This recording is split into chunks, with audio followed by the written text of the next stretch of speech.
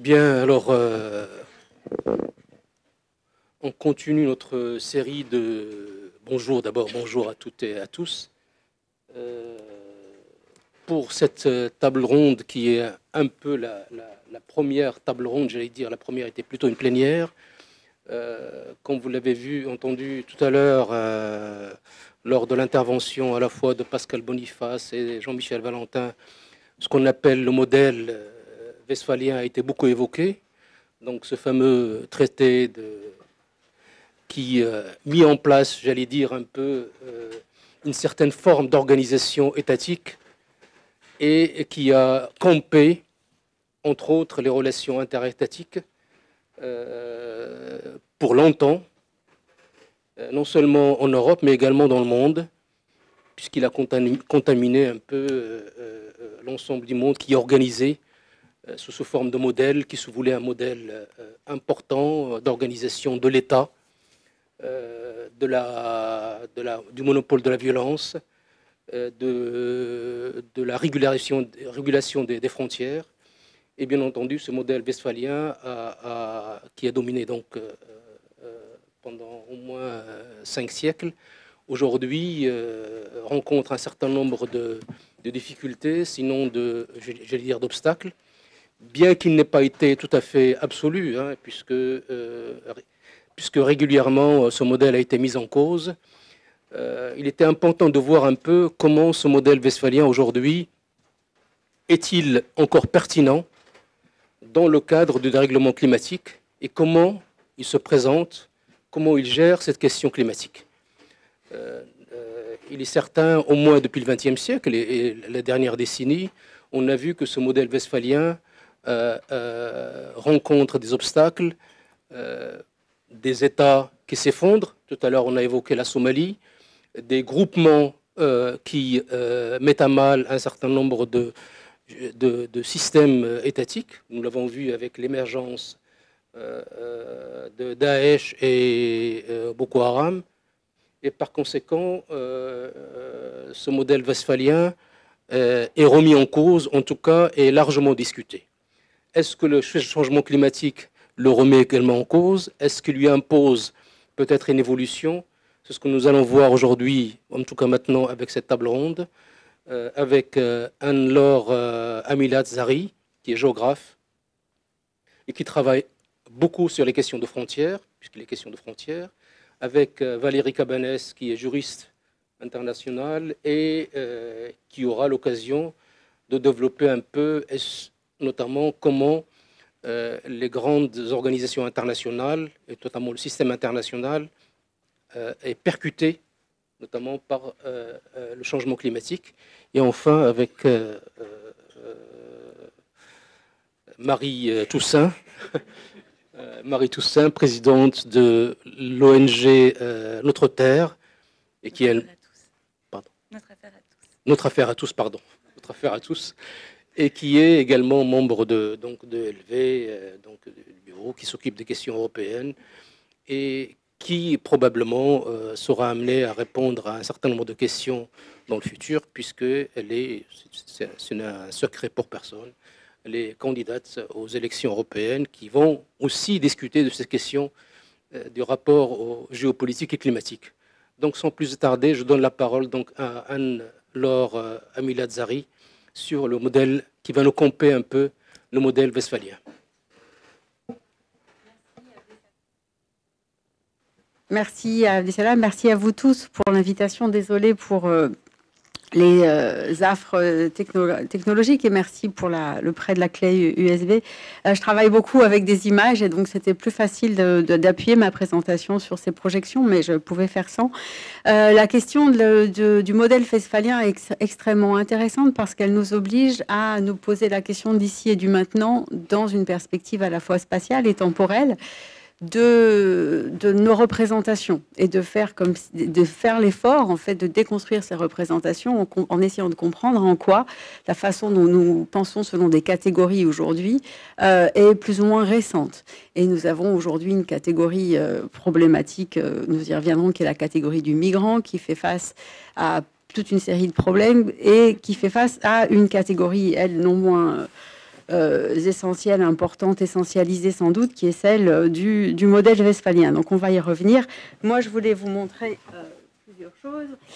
Commencer par ce mur-là, en fait, qui est un mur fictif, qui est Game of Thrones, qui est un mur intéressant parce que c'est un mur de glace. Donc ça réfère quand même un peu au changement climatique, et c'est un mur de glace à l'ère d'une aube qui est en train de changer dans l'intrigue, puisque le mur est très très solide, il est très haut, il est conçu comme le monde entre notre univers et celui de personnes qui on ne sait pas très bien la nature, notamment la nature d'humains, de non-humains, de post-humains, etc., qui seraient de l'autre côté, si vous avez réussi à être rentré dans l'univers du film ou du roman.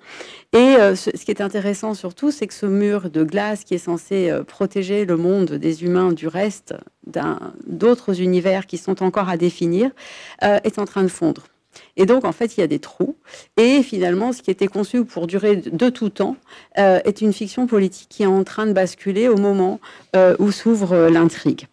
Alors, cette fiction, le fait que nous travaillons et que nous vivons dans des fictions politiques, pour moi, c'est quelque chose d'essentiel. Et pour moi, ce modèle westphalien est un modèle utile, intéressant, mais une fiction politique extrêmement solide, puisqu'elle a duré 3 siècles, mais néanmoins à retravailler aujourd'hui au vu de des conditions dans lesquelles elle est née, des conditions politiques, économiques, sociales, culturelles auxquelles elle a répondu, et aussi de ce qui a existé auparavant. Je voudrais simplement aussi, je faisais ce détour en fait par le groupe des Nations Unies qui travaille sur le changement climatique et qui intègre la question de la migration, en vous montrant finalement que dans ces cas-là, on réduit le monde à peu de choses, quelques décideurs ici présents, des cartes qu'on va faire et qui sont extrêmement importantes, et des enfants qui jouent au bord, de façon finalement naïve et innocente au bord du désastre qu'ils ne voient pas, puisque pour l'instant, ce désastre prend l'apparence d'un très beau paysage. Alors, derrière la question des frontières, derrière la question du modèle westphalien, derrière la question du changement climatique, la question qui m'a été aussi posée, c'est la question de travailler sur c'est le fait de poser une réflexion sur la question migratoire vis-à-vis de ces évolutions climatiques et des façons de les penser. Et il me semble extrêmement important là aussi de partir de quelques points d'ancrage assez solides, même si ils sont visuels à première vue uniquement ici, qui est le fait que nous sommes surnourris en fait d'une abondance de représentation sur les crises migratoires et sur effectivement une augmentation de la quantité de réfugiés à l'échelle du monde qui est en recrudescence très préoccupante depuis les années 80 et plus particulièrement depuis 10 ans. On le voit sur les courbes de gauche.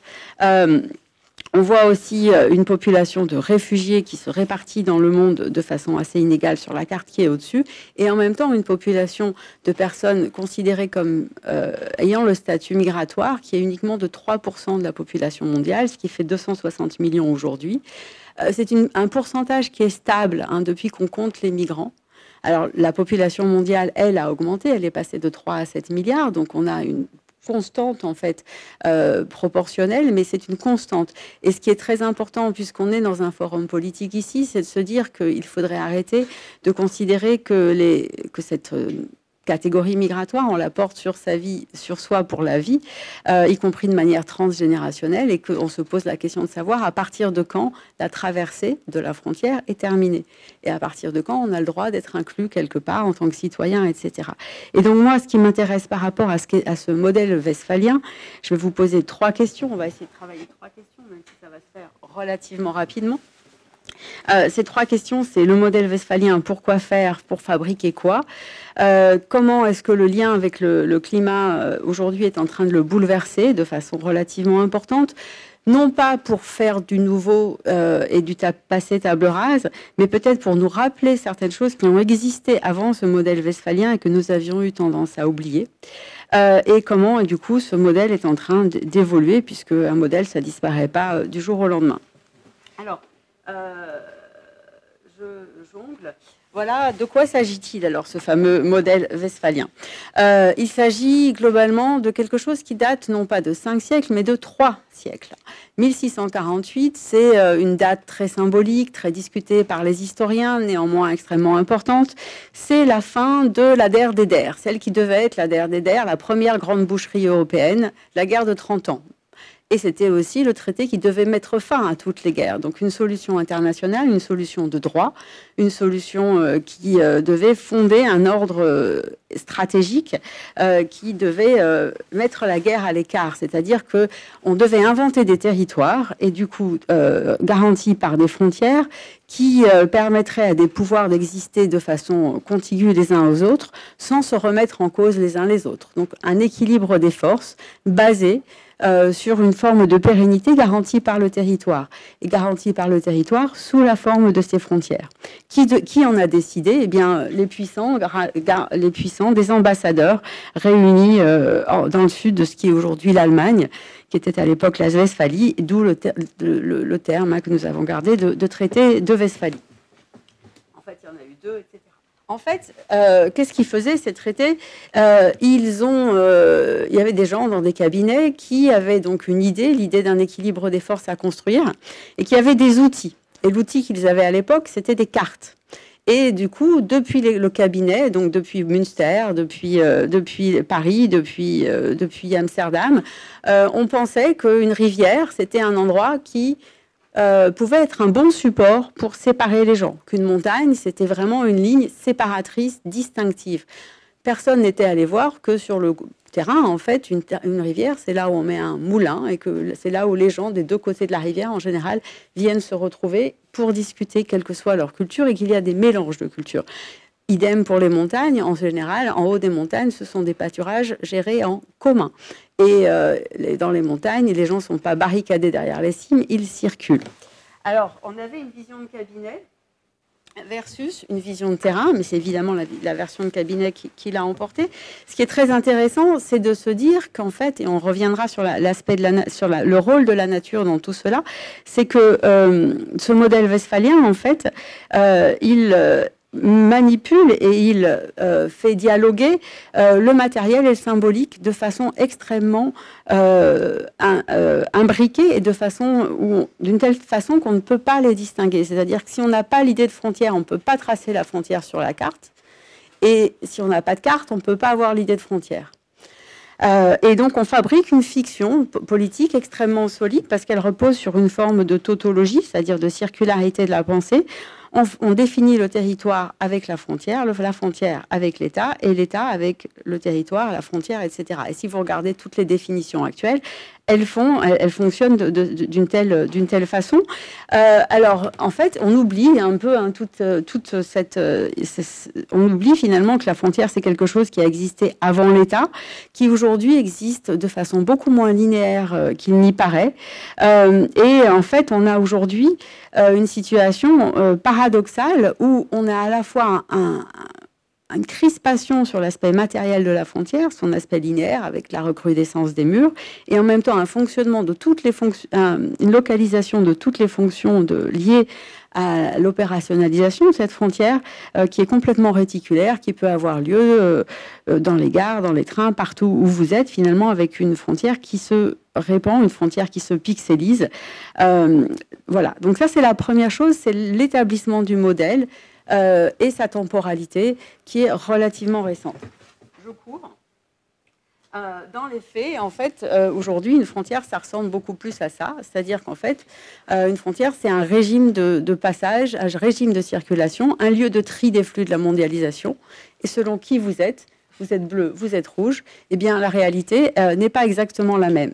Et ce qu'il faut voir, en fait, et c'est ce qui m'intéresse d'analyser, c'est que derrière le modèle d'égalité internationale qui est posé par le modèle westphalien, eh bien, on a aujourd'hui un modèle, un fonctionnement, je ne sais pas si c'est un modèle, qui est un fonctionnement extrêmement différencié, polarisant, qui va différencier les passeports, qui va différencier les États, qui va finalement construire des hiérarchies qui n'étaient pas a priori incluses, en tout cas en droit, dans la détermination du système. Je poursuis. Cette histoire de mobilité et de diversité de la frontière, Et ce que moi j'appelle la frontière mobile, ça n'est pas qu'une spéculation d'intellectuels derrière un bureau en chambre. Vous avez les militaires qui aujourd'hui travaillent sur des hypothèses de théâtre de guerre mobile. Et pour eux, la frontière mobile, les murs mobiles, des solutions en fait de déplacement extrêmement rapide des théâtres de guerre, ce sont des hypothèses de conflit qui sont travaillées, comme le disait de la même façon qu'on a vu ce matin plutôt des militaires préoccupés par des questions stratégiques de façon assez précoce. Alors, je poursuis. Les firmes sont aussi... parce qu'on n'en a pas parlé. Mais jusqu'ici, je suis un peu frappée. C'est-à-dire qu'en fait, quand on fabrique un territoire circonscrit par des frontières avec l'autorité d'un État au XVIIe siècle, c'est pas uniquement pour assurer la fin de la guerre. C'est aussi pour constituer en fait des piliers économiques, des marchés qui ont besoin en fait d'une interaction avec des régulations. Et aujourd'hui, ce qui est absolument fascinant, c'est de voir comment les acteurs économiques jouent à la fois des formes de régulation d'État et arrivent à les détourner. Et je vous donnerai le lien, c'est un petit film de Coca-Cola, donc je suis désolée, j'aurais dû mettre un gros tiret noir sur la marque, mais vous l'auriez reconnu de toute façon. Et ce qui est fascinant dans ce petit film, c'est que justement, en fait, on est dans le désert des Tartares, vous avez deux personnes qui gardent la frontière, il n'y a aucune distinction du paysage de part et d'autre. Le lien se fait puisque les deux types sont là pour garder la frontière tous les jours. Ils finissent par se connaître. Il y en a un qui a la bouteille de coca et pas l'autre. Ça vous rappelle peut-être des choses. Une époque, en tout cas, qui était bien binaire. Et qu'est-ce qui se passe, en fait? Eh bien, avec son sabre, l'un va dessiner dans le sable ce petit trait, en fait, de ligne qui permet de faire passer la bouteille par-dessus la guérite, la barrière. Et puis, à la fin de la dégustation commune, le sabre revient et la ligne est retracée. Et ce jeu, en fait, de négociation constant avec le système westphalien, c'est bien ce à quoi on assiste aujourd'hui. Et c'est bien ce pourquoi, en fait, la réaction est politique et si compliquée à construire. Je reviendrai pas forcément là-dessus, mais aujourd'hui, du coup, la plupart des conflits ne se font plus aux frontières, ne se font plus entre les pays, se font à l'intérieur, et ça pose un certain nombre de questions. Alors, le lien avec le changement climatique maintenant. En fait, c'est très intéressant parce que ce modèle westphalien, en fait, il repose sur une conception de la nature qui est extrêmement puissante d'un point de vue philosophique et d'un point de vue anthropologique, religieux, culturel, etc. C'est le fait qu'à l'époque où on travaille ce modèle, où il émerge, donc on vient juste d'inventer les cartes, je vous l'ai dit tout à l'heure, et surtout, en fait, tous les souverains qui ont envoyé leurs ambassadeurs à Münster et à Osnabrück en Westphalie, ils règnent de droit divin. Donc pour eux, c'est hyper pratique que le périmètre de leur pouvoir repose sur des éléments de topographie, puisque c'est Dieu qui a créé les montagnes, Dieu qui a créé les fleuves, Dieu qui a créé les mers, et donc on naturalise, et donc on essentialise cette division entre les hommes, puisque finalement issu d'un principe de droit divin. Et c'est vraiment intéressant de voir à quel point, dans les livres d'histoire, de géographie des collégiens du XXIe siècle, on continue à parler de frontières naturelles et d'autres qui ne le sont pas, de nos frontières à nous, qui sont les bonnes frontières, parce qu'elles sont bien naturelles, alors que celles des autres pays qui sont allés coloniser sont plus problématiques parce qu'elles le seraient moins. En fait, elles sont toutes artificielles, mais il n'en demeure pas moins que ça pose un certain nombre de problèmes politiques aujourd'hui. Et ce qu'on va voir, je continue à courir simplement, c'est qu'en fait, dans le temps, eh bien, le motif du rapport à la nature va déplacer le motif du rapport aux politiques dans les années 80-90, dans l'immédiate post-guerre froide. La nature devient un motif précieux en fait de coopération et de rapprochement, notamment des zones de conflit. Et on a toute une initiative qui s'appelle l'initiative des parcs de la paix. Vous avez aussi des tas de parcs transfrontaliers. Dès qu'on veut faire de la coopération transfrontalière de part et d'autre d'une frontière, on s'en réfère justement à un principe commun, à ces fameux commun écologique, et en disant qu'on pourra faire ensemble. Et donc on va avoir des tas d'espaces qui avaient été mis en réserve par les militaires qui deviennent des lieux de développement touristique et écologique au prétexte que la nature, ça rassemble. Mais ça rassemble sur un espace privilégié, borné, qui est celui d'un périmètre de conservation. En dehors, c'est plus problématique, effectivement, parce que Aujourd'hui, ce qui fait peur à tout le monde, c'est que la nature, elle s'exprime d'une façon qui traverse très largement les frontières. Ce sont les plantes invasives, ce sont les tourmentes, c'est évidemment la nature ou bien les phénomènes qui sont naturels, issus de dérèglements induits par l'homme. Des nuages nucléaires, par exemple, on appelle ça un plume en anglais. Évidemment, on sait bien aujourd'hui, à partir de relevés épidémiologiques et écologiques, que le nuage de Tchernobyl ne s'est évidemment pas arrêté ni sur le Rhin, ni sur la ligne bleue des Vosges. Donc, qu'est-ce qu'on fait par rapport à une nature qui semble remettre en cause de façon extrêmement violente, en fait, ce système westphalien, en tout cas qui donne l'impression que, effectivement, quoi que l'on fasse à l'intérieur des frontières, eh bien, on n'arrivera pas à faire face à des défis qui, de multiples manières, les dépassent. Alors, troisième point, dernier point, pour laisser la place à mes collègues. On se retrouve aussi dans une situation, donc vous avez une nature qui défie les limites parce qu'elle les dépasse, et vous avez aussi, on se retrouve dans une situation, et je pense qu'on n'y insiste pas assez, et ça c'est vraiment les évolutions actuelles du système international, une situation où précédemment, début du siècle, là c'est un géopoliticien anglais, mais vous aviez qui est Mackinder, mais vous aviez la même chose chez les Allemands qui ont inspiré le gouvernement d'Hitler dans sa montée au pouvoir et dans sa stratégie qui a mené à la Deuxième Guerre mondiale. Vous aviez des gouvernements qui cherchaient à asseoir la puissance des États et donc leur puissance politique sur le contrôle des ressources. Et pour cela, il fallait contrôler complètement un territoire. Donc on est allé coloniser l'Afrique, donc on est allé coloniser le Moyen-Orient pour le pétrole, etc. Aujourd'hui, on est dans un système en fait où le pouvoir, non pas le pouvoir, mais la puissance en fait, se dégage de ce modèle westphalien de façon extrêmement rapide. On en a parlé tout à l'heure à propos de l'Arctique. Effectivement, on est aujourd'hui dans une géopolitique des flux. Et dans cette géopolitique des flux, je voudrais juste vous montrer cette image-là, peut-être avant de passer au point suivant. Cette image-là, c'est l'image des accaparements de terres. Et aujourd'hui, donc, ce qui est le dernier état en fait de la conquête coloniale du type 21e siècle. Il n'y a plus d'armée. Il y a des milices privées éventuellement. Il y a des négociations commerciales en amont, qui inclut donc des firmes et des États. Et ensuite, il y a une occupation par les corporations qui sont responsables en fait de ces dynamiques d'espace, de la terre, du sous-sol, de l'eau, etc., de toutes les ressources qui sont afférentes à la production agricole notamment, pour une durée déterminée. C'est-à-dire qu'on a des baux amphithéotiques dans certains cas, des baux plus ou moins longs de plusieurs dizaines d'années, mais peu importe aujourd'hui finalement le contrôle terminal de la terre sous une forme westphalienne du moment que l'on peut négocier une forme de territorialité postmoderne, donc ou d'extraterritorialité, comme selon les façons dont on va la qualifier. Donc on est vraiment dans un bouleversement du système.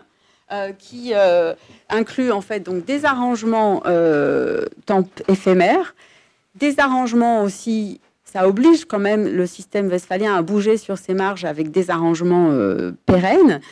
Vous avez le changement climatique qui fait fondre les glaciers et manque de chance, en fait, il y avait un certain nombre de frontières qui était basé sur la notion de ligne de crête. Donc, vous avez un téléphérique qui peut changer de de montée de téléphérique qui peut changer de nationalité entre la Suisse et l'Italie. Et personne ne le sait aujourd'hui, mais il y a négociation, effectivement, au sein de l'Union européenne du tracé de la frontière entre la Suisse et l'Italie suite au changement climatique. Et la notion de frontière mobile que moi j'avais fabriquée d'un point de vue scientifique, elle existe en droit européen, où la notion de la mobilité de la frontière est aujourd'hui envisagée. Alors, je vais vous terminer rapidement pour revenir sur la question des gens qui traversent les frontières et de savoir qui est concerné finalement directement par le bouleversement de ce lien entre système westphalien et changement climatique. Alors, qui est concerné? On vous l'a dit ce matin, mais je pense qu'on le redira à de nombreuses reprises dans la journée. En fait, le migrant climatique n'existe pas en tant que tel. La catastrophe climatique n'existe pas en tant qu'elle est si extraordinaire que cela. C'est-à-dire qu'une famine, ça a existé avant. Une tornade, il y en a eu avant. Alors, elles ont des ampleurs finalement elles sont d'ampleur inédite.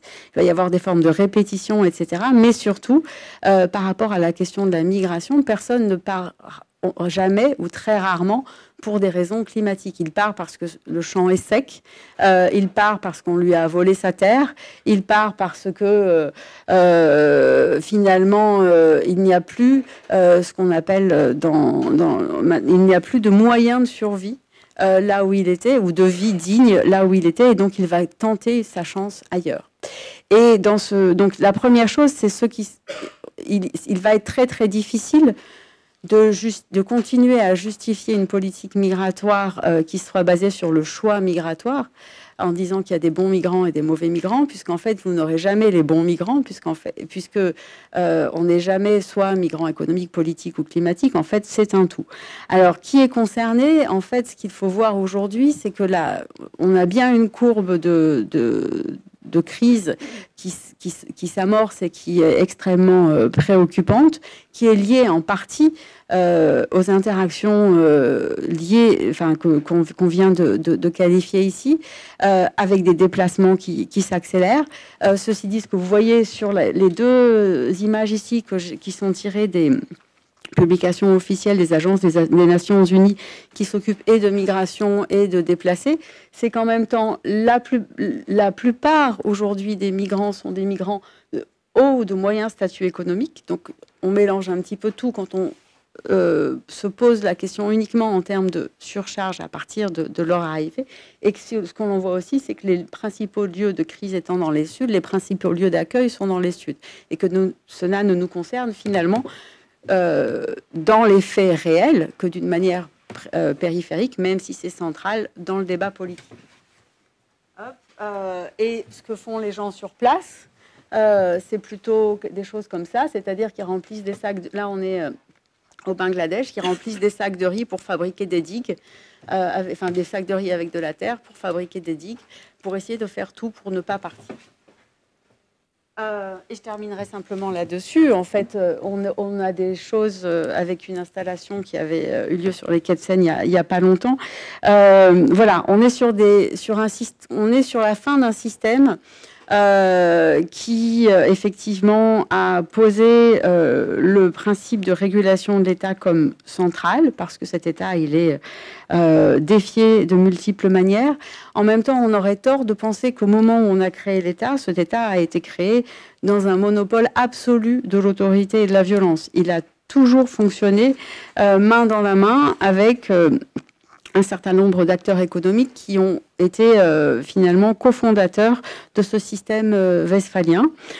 Système westphalien qui aujourd'hui ne respecte plus, à mon sens, son engagement initial, qui était un engagement d'équilibre des forces et surtout d'équité de la répartition de la possibilité d'existence du pouvoir politique entre des États qui auraient un rôle équivalent ou en tout cas, les institutions des Nations Unies l'ont souhaité comme cela.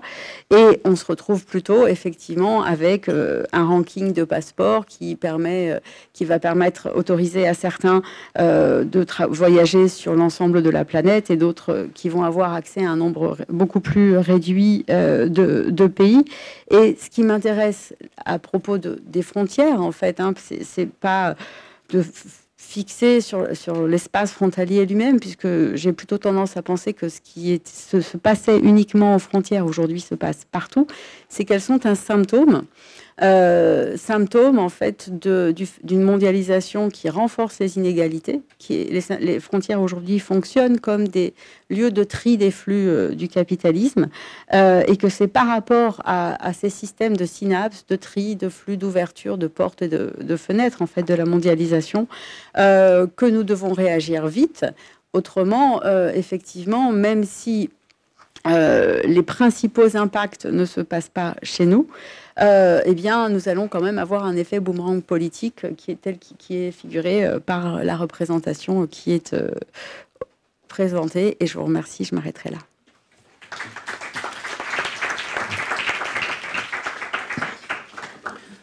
Merci Anne-Laure pour cette présentation. Effectivement, on vient de voir comment le modèle westphalien est en train de prendre de l'eau de partout.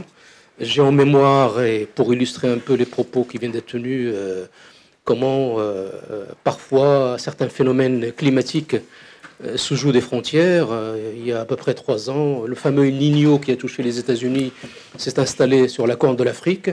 Et longtemps, avec, vous savez, le Niño, c'est la combinaison à la fois de fortes pluies et de sécheresse immédiate, et que juste derrière, certains pays l'ont accepté, l'ont intégré pour les gérer parce que ça pouvait induire des famines importantes, par exemple comme l'Éthiopie, et le pays à la frontière, l'autre pays à la frontière de l'Éthiopie, qui est l'Érythrée, a dit officiellement non, je ne suis pas touché par l'El Niño, et s'est arrêté aux frontières. Donc vous voyez un peu que cette question est importante. Alors Valérie Cabanès, vous êtes juriste. Le modèle westphalien, comme on l'a dit, prend de l'eau. Avec les questions de règlement climatique, on voit que ça impose une autre vision. Ça impacte les normes juridiques qui jusqu'à maintenant ont régulé le monde, sauf depuis 1945. Par conséquent, quel serait éventuellement l'état des lieux aujourd'hui et comment, je dirais, les normes juridiques internationales se jouent à la fois de ce modèle westphalien, mais également combinées au changement, au dérèglement climatique. Merci. Oui, je crois qu'il est important par rapport à ce qui vient d'être dit, peut-être de commencer par reposer quelques chiffres, parce que je crois que ça n'a pas été fait depuis ce matin. Et si on veut comprendre en quoi le changement climatique devient une véritable menace à la paix, il va falloir nous revenir vraiment à cette réalité humaine, cette souffrance dans laquelle des centaines de millions de personnes sont aujourd'hui et seront demain peut-être malheureusement par milliards. Je vous rappelle, on parlait justement quand on parle de changement climatique, en fait ce qui affecte les gens, c'est véritablement par exemple la sécheresse. Depuis les années 70, les superficies touchées par la sécheresse ont doublé dans le monde. À ce jour, 168 pays sur 197 sont touchés par la désertification. Bien évidemment, ce sont les femmes, les enfants, les personnes âgées qui payent le plus lourd tribut. Il faut comprendre aussi donc, simplement entre 2000 et 2016, les catastrophes naturelles ont affecté plus de 220 millions de personnes dans le monde. 92 000 y ont trouvé la mort.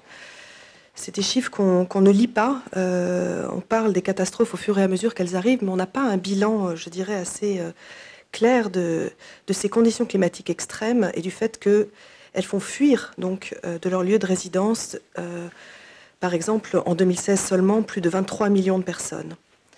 Alors, les chiffres à venir sont absolument terrifiants. En tout cas, moi, ils me terrifient, dans le sens où... au minimum, on s'attend peut-être d'ici 3 ans à peu près à 60 millions de déplacés climatiques simplement d'Afrique subsaharienne. Ils vont aller où? 60 millions de personnes, quasiment la population française. On s'attend à 250 millions de réfugiés climatiques en 2050. Et les derniers chiffres qui sont sortis nous amènent à l'idée que peut-être une personne sur 7 risque d'avoir à quitter son foyer d'ici 2080 sur Terre.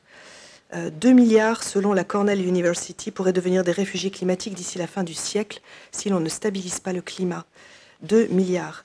Donc vous comprenez bien que le changement climatique, au-delà de cet aspect simplement humain, devient une véritable menace à la paix.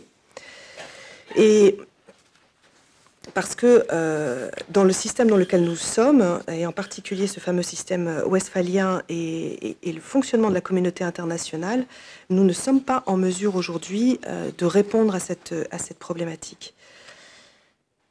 Vous savez, au départ, la notion d'État, selon beaucoup de philosophes, devait permettre de construire la paix entre tous les peuples. Par exemple, pour Kant, ce devait être la sphère où se règlent les conflits, où s'exprime la plus haute forme d'évolution. La paix, selon lui, en tout cas, n'était pas naturelle, et il fallait que l'état de paix soit institué.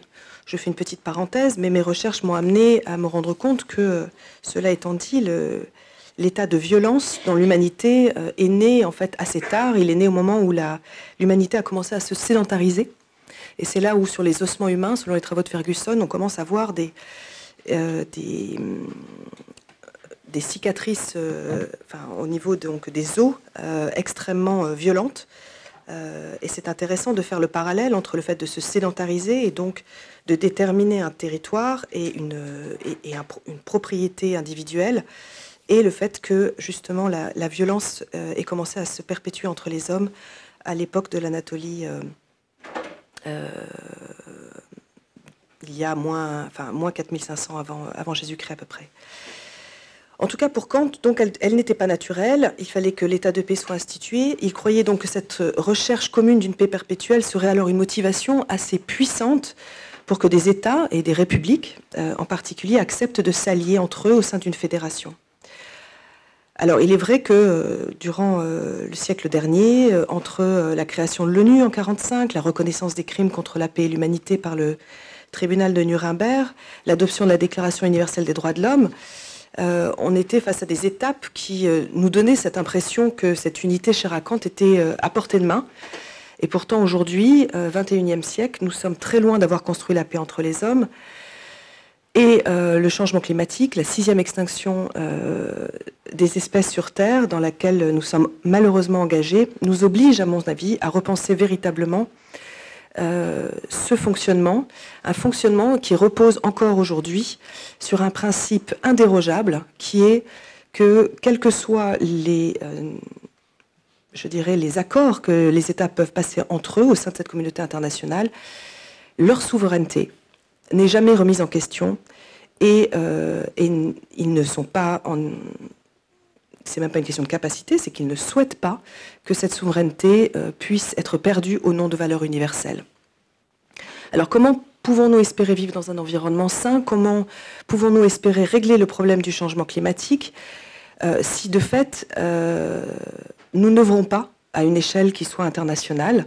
Aujourd'hui, véritablement, le sort de l'écosystème terrestre est entre les mains de la communauté internationale. Et quand je parle du sort de l'écosystème terrestre, je parle tout simplement de la vie sur Terre. La vie sur Terre, aujourd'hui, telle que nous la connaissons depuis 10 500 ans, depuis la dernière ère glaciaire, est menacée. Alors, comme le disait Pascal Boniface, bien évidemment, la planète s'en remettra. Mais nous, non. Et toutes les espèces vivantes, végétales et animales que nous connaissons et que nous côtoyons, non plus. Donc, il s'agira d'une autre Terre. Et c'est effarant de voir à quel point, effectivement, à l'heure actuelle, les États rechignent à se soumettre à des contraintes, à abandonner leur pouvoir, abandonner leur souveraineté pour protéger ce futur commun. Qu'il s'agisse de renoncer à l'arsenal nucléaire ou aux énergies fossiles, nous le voyons, aucun accord contraignant n'a encore été obtenu, car chaque État revendique donc cette souveraineté à la face du monde. L'exemple le plus criant et qui nous a tous alertés, c'est effectivement quand Donald Trump a décidé de sortir de l'accord de Paris. Il prend une décision qui va avoir un impact sur l'humanité entière, sur toutes les espèces vivantes sur Terre, et il n'est inquiété par aucune justice internationale. Alors pour moi, aujourd'hui, qui suis une juriste en droit international et qui ai cru, quand je faisais mes études, véritablement à l'intérêt de l'ONU et du Conseil de sécurité pour essayer de préserver nos conditions, j'ai l'impression que le principe de souveraineté nationale est devenu un véritable fléau, un véritable danger.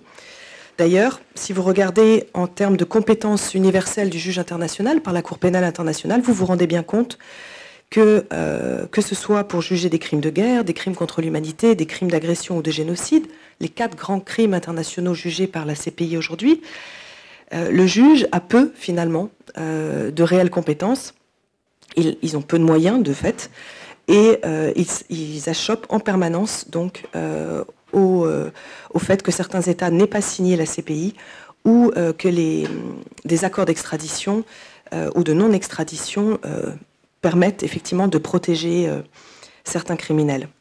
Alors imaginez quand il s'agit de défendre l'écosystème terrestre pour garantir la sûreté de la planète, comment effectivement dans ces conditions-là pouvons-nous espérer qu'un juge international puisse par exemple juger le crime d'écocide, le fait de détruire l'écosystème Terre. C'est pourtant absolument nécessaire parce que, on est dans une réalité biologique. Hein, l'eau n'a pas de frontières, l'air non plus, les espèces migratrices non plus. Et on doit aujourd'hui véritablement trouver le moyen de stopper ces préjudices causés à l'humanité et à la nature, préjudices causés par les États et puis bien évidemment par les multinationales qui sont quand même responsables, à l'heure actuelle, une centaine de multinationales dans le monde sont responsables de 71% des émissions de gaz à effet de serre et vivent dans une totale impunité. On est en train de négocier à l'ONU en ce moment et j'ai eu la bonne surprise de voir que l'Europe s'était rangée en faveur d'une résolution pour adopter ce traité, un traité qui soit enfin contraignant et qui vise les multinationales et pas que les États, pour respecter les droits humains et les droits de la nature.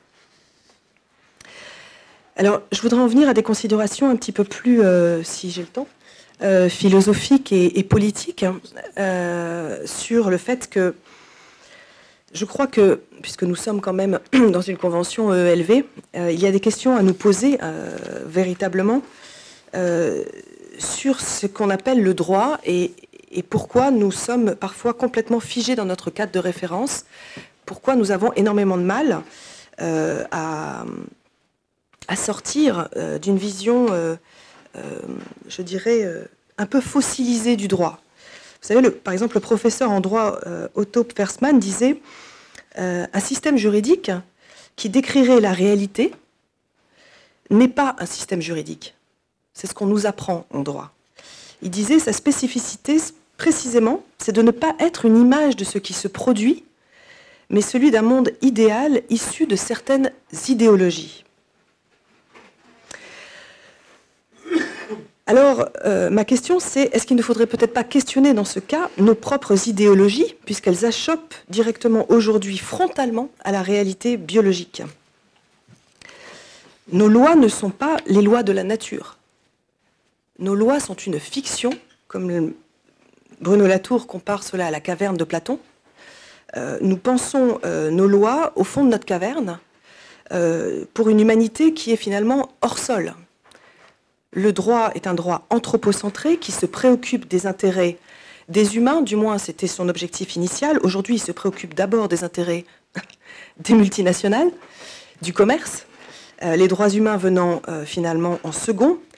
Et nous sommes donc dans une fiction juridique qui n'a donné aucune place aux autres êtres vivants et aux écosystèmes sur Terre, et donc qui n'est pas du tout dans... je dirais, une perspective d'écouter finalement ce qu'on appelle ce qui est biologique. D'accord ? La logique du grec logos, hein, ou le langage, si vous voulez, et le bios, c'est le vivant. Donc le langage de la vie, nous ne l'écoutons pas. Et nous ne l'avons pas retranscrit, nous, hommes modernes, en droit, nous sommes en incapacité, finalement, à l'heure actuelle, nous sommes coincés dans le fait que nous vivons donc hors sol et que il serait peut-être temps de redevenir terrestre. Alors pourquoi, et en écologie politique c'est particulièrement intéressant, pourquoi, par exemple, les Verts n'arrivent pas justement à faire que la politique devienne écologique ? Vous d'ailleurs, vous ne parlez pas de politique écologique, vous parlez d'écologie politique. Ce n'est pas du tout la même chose. D'accord ? Une politique qui soit écologique, pour moi, est une politique qui écoute le langage du vivant et donc qui s'accorde finalement aux grandes règles des écosystèmes auxquelles les humains devraient se conformer pour pouvoir vivre de façon harmonieuse, en interdépendance, puisque ce sont de fait la manière dont nous fonctionnons. Nous sommes interdépendants des autres espèces et des écosystèmes sur Terre. Et comme nous l'oublions, comme nous ne le mettons pas en pratique en considérant véritablement un droit, le droit tout simplement à exister des écosystèmes, nous nous reconnaissons à nous-mêmes le droit à la vie comme un droit inhérent, un droit non négociable, un droit intangible, d'accord? C'est le premier droit des droits humains. D'autres espèces vivent sur Terre et ces espèces n'ont pas, dans notre pensée, fiction juridique, de droit à la vie. Pourtant, de fait, ils le sont. Ils sont vivants. Voilà. Alors, j'ai essayé de comprendre un peu philosophiquement pourquoi nous en étions arrivés là, et je reviens à Bruno Latour qui expliquait par exemple que tant que le social est défini par des relations entre les humains, la politique de défense d'autres intérêts nous reste abstraite. Il pense par exemple que les écologistes ne paraissent pas crédibles quand ils lient la question sociale à la question écologique. Et moi je pose la question, devons-nous attendre d'être confrontés collectivement à cette vague migratoire monumentale pour que le débat soit véritablement posé, ou est-ce qu'il sera à ce moment-là trop tard, trop tard pour que ce débat soit audible, parce qu'il sera couvert par le bruit des bottes. À mon sens, il n'y aura alors plus de place, ni pour le bavardage des fictions, dans lequel nous sommes encore, ni pour le silence de la réalité. Il n'y aura en fait plus de place pour la démocratie. Nous sombrerons, nous, les humains, prisonniers pour longtemps dans l'obscurité de la caverne, et nous laisserons tous les autres vivants au néant. Donc, je crois qu'il est nécessaire aujourd'hui véritablement de sortir de ce débat, de savoir si on doit parler de défendre la nature ou si on doit parler de défendre les territoires. Bruno Latour disait, quand on défend la nature, on bâille. Et à l'inverse, quand on nous dit défendre les territoires, on se bouge. Je ne dis pas que c'est vrai ou faux, je dis simplement que ça dépend ce que l'on appelle territoire. Malheureusement, l'homme moderne considère aujourd'hui le territoire comme un droit intangible, c'est le fameux droit de propriété privée en tant qu'individu. Il considère que c'est un droit fondamental, comme celui à un air pur, une eau propre, une alimentation saine. L'État moderne, lui, comprend le territoire comme le théâtre finalement aujourd'hui d'une armée de producteurs-consommateurs, alimentant cette grande boucherie économique de ce capitalisme exacerbé. Il ne se défend même plus contre de potentiels envahisseurs, mais il défend son sacro-saint principe de souveraineté au nom d'une guerre économique. Et le droit international ne sait plus défendre l'intérêt général. Il est mis en pièces par le pouvoir grandissant des multinationales, qui sont plus puissantes que des États aujourd'hui, et qui bénéficient, comme je vous le disais, d'une totale impunité. Donc, moi, je suis allée chercher un petit peu dans d'autres cultures, parce que finalement, l'Occident a imposé le droit occidental au monde, a imposé cette vision hors sol du monde de l'humanité.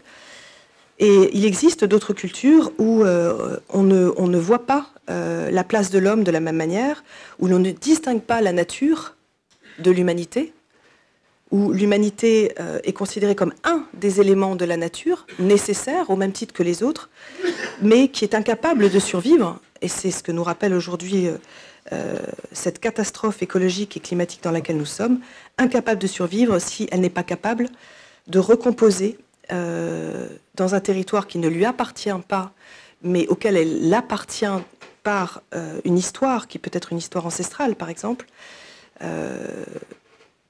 le fait d'être possesseur, le fait d'être tout simplement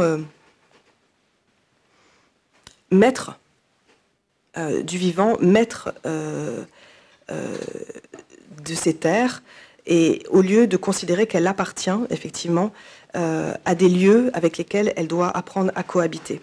C'est un concept, ce concept de propriété qui est pour moi un véritable problème et qui est complètement inhérent à la notion donc de territoire qui, selon Jacques Lévy, géographe, nous disait le territoire est toute portion humanisée de la surface terrestre. Vous voyez bien qu'on reste toujours dans une définition qui nous pousse insidieusement à régner en maître sur tout ce qui vit. Et c'est un véritable souci. Alors, il ne s'agit pas de remettre en question, comme le fait Marx dans son manifeste, la propriété privée simplement. Je vous rappelle quand même que le manifeste du Parti communiste n'a jamais remis en question en soi la propriété privée. Elle a remis en question le processus donc, de propriété de biens de production.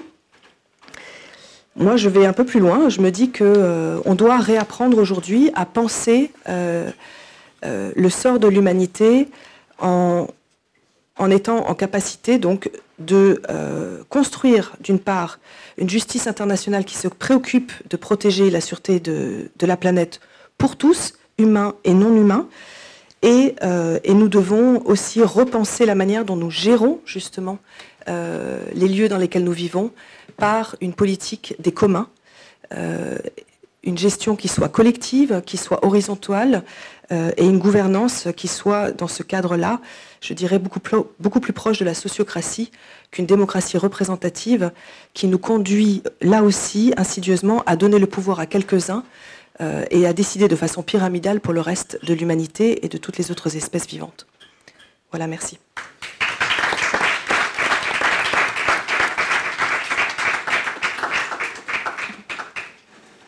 Merci Valérie Cabanès. Il y a beaucoup de mots qui reviennent depuis ce matin. Remise en cause, se décentrer, faire un pas de côté, aller chercher ailleurs d'autres, je dirais, modalités, d'autres paradigmes. En tout cas, probablement une révolution même, je dirais, dans l'approche des choses. Marie Toussaint, vous êtes présidente, tu es présidente de notre affaire tous. Rien que le nom de l'association, c'est tout un programme, ça veut dire une invitation à une implication forte des citoyens dans ce travail, mais également, tu es responsable politique au sein de ELV. Il y a eu plusieurs interpellations fortes depuis ce matin sur l'approche des écologistes par rapport à la vision que nous avons du rapport de l'écologie et en tout cas des normes et des climatiques, du dérèglement climatique et de la géopolitique. En tant qu'également responsable politique, que t'inspire un peu tout ce qui s'est dit à la fois par les deux intervenantes précédentes et aussi ce matin? Merci Abdeslam. Alors la réponse politique, il y a le grand maître du projet qui est là, qui me regarde, donc j'espère qu'il ne va pas être heurté par ce que je vais vous raconter. Bonjour à toutes celles et tous ceux à qui je n'ai pas pu dire bonjour. Donc la question qui est posée effectivement dans cet atelier, c'est la question du modèle westphalien et dans quoi il est dépassé. Je pense qu'on a parlé un petit peu voilà, avec Anne-Laure du fait que les frontières finalement étaient mobiles ou floues, hein, mais à la fois en termes géographiques et en termes de flux de population, avec Valérie de l'incapacité aussi du modèle westphalien en tant que tel, de protéger les communs qui par leur nature sont mondiaux et donc nécessitent une réponse mondiale. Est-ce que cette réponse est internationale ou pas? Et on voit bien qu'en tout cas l'ordre international n'a pas réussi à y porter une réponse. J'ai envie d'ajouter un point à cet élément-là pour commencer, c'est qu'en réalité le modèle westphalien, ainsi que ça a été rappelé, était censé au départ garantir la paix. La paix et la coopération entre des États, avec certes des tensions, mais des tensions qui seraient régulées. Ce qu'on voit aujourd'hui, c'est qu'on est passé de cette coopération et de cette recherche de la paix à une logique de compétition et de dumping, qu'il soit social ou environnemental. Et on parlait tout à l'heure de l'appropriation et de l'accaparement des terres. En fait, je crois que cette appropriation-là, elle n'est pas finie et que justement, on est toujours aujourd'hui dans cette démarche des États tels que définis par l'ordre westphalien d'aller rechercher toujours plus de ressources, à la fois dans les océans. On voit que dans les 60 dernières années, on a 40% des océans qui ont été appropriés, notamment pour aller y chercher des ressources. Et donc là, ça fait effectivement le lien aussi avec ce que disaient messieurs Boniface et Valentin ce matin, qu'on a encore 10% des zones océaniques qui font l'objet de demandes d'appropriation, qu'avec la fonte des glaces, on en aura de plus en plus. On sait qu'on est en train de travailler un traité sur l'Arctique, de sorte à pouvoir pérenniser cette zone comme une zone de non-propriété et de protection internationale. Et puis, il y a effectivement aussi l'espace, et on est en train de découvrir des métaux rares sur d'autres planètes, et avec une volonté de la part notamment des personnalités les plus riches de ce monde d'aller approprier des bouts de l'espace pour les mettre au service de l'humanité. La question derrière, c'est quelle humanité et qui restera sur cette planète à y vivre, puisqu'effectivement, c'est aussi la question qui est posée par le changement climatique. Alors sur la question des communs, et puis de temps en temps on peut se dire mais en fait on ne parle pas que du climat. Et moi à cet égard j'ai plusieurs choses à répondre, mais notamment le fait, et rappeler le fait que le changement climatique c'est pas un élément qui arrive tout seul. Évidemment c'est grandement lié à l'émission de CO2, notamment de l'industrie pétrolière. Valérie l'a rappelé, entre les pétroliers et les cémentiers, on a 100 firmes qui ont largement pollué notre planète, émis plus de 70% des émissions de gaz à effet de serre depuis 1988, mais en réalité c'est aussi lié aux questions de biodiversité, aux questions de la protection des océans, d'où l'enjeu, dont je vous parlais juste avant, aussi de limiter cette appropriation des océans, des glaciers, des montagnes, de sorte à pouvoir les protéger. Et pour finir sur cette introduction, on a parlé tout à l'heure avec Monsieur Valentin d'un âge de l'Anthropocène qui commencerait à partir de 1945, c'est-à-dire le moment où il y a eu des essais nucléaires et des attaques nucléaires massives. Il y a d'autres géologues qui datent différemment l'Anthropocène, et notamment Clive Owens propose, lui, de fixer la date de l'Anthropocène à 1610. 1610, c'est à peu près le moment historique dans lequel on a mis en place l'État westphalien, et ça correspond à un changement géologique aux États-Unis du fait de la colonisation.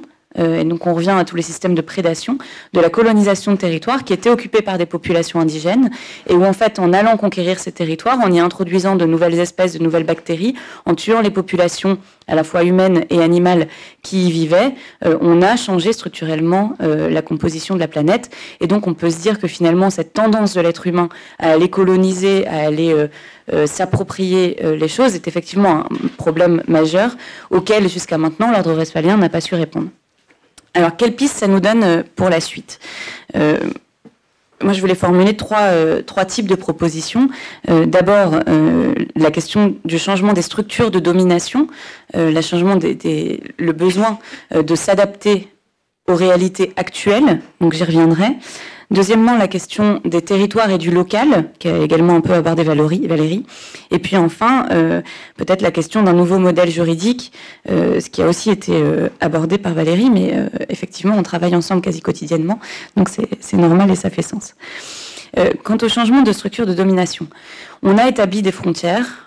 Quand je dis on, c'est notamment les Européens. On a établi des frontières entre nos pays et puis finalement un peu partout sur la planète, puisqu'on a été, et ça a été rappelé, tracé des frontières plus ou moins naturelles, et de toute façon le mot naturel n'a pas de sens, on l'aura compris, partout autour de la planète.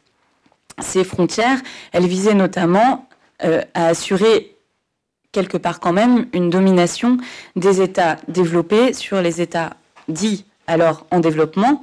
Donc là, on revient à la question qui est posée par les écologistes, qui disent le développement durable, finalement, c'est faire durer le développement. Donc il va falloir qu'on invente d'autres termes pour aborder ces questions-là.